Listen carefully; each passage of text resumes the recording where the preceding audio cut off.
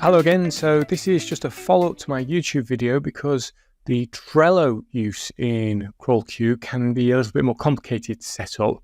There are a set of instructions, I just thought I'd walk you through it. So first thing you'll need to do is come up to this little jigsaw piece, app integration, click that, select Trello, and that will load up this panel. Now here's the instructions. So this is what you're going to follow.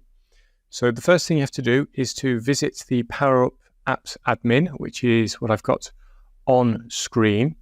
And we're going to say new. You need to give it a name. So I'll just call this CQ2.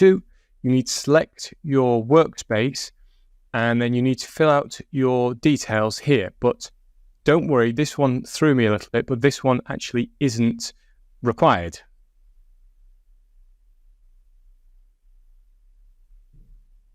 So once you fill out your details, hit create, and then you can generate the API key that you need. So generate API. So then you copy the API key, you paste it here. So give this a name. So I'll just call this 22. And then it's asking for a token. You'll find that again on the API key screen. There's a little link here. Press token. That'll bring up your token, which you can paste in. And then you add your board name. So this isn't your workspace name. So in this case, I've made a little demo board. And so the board name, what goes there?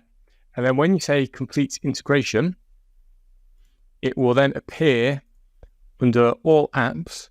So there's the YouTube one I did earlier. And here's the Trello test. And that will then allow you, if you want to then say, here, I've turned everything off, just to give you a quick demo. So there's nothing going on there. I've got it on 4, and I've put write a to-do list on how to launch a product, and it's taken the Trello board points and turned them in a to-do list, just as a quick example. So let me know if you have any problems below. Hope you found that useful.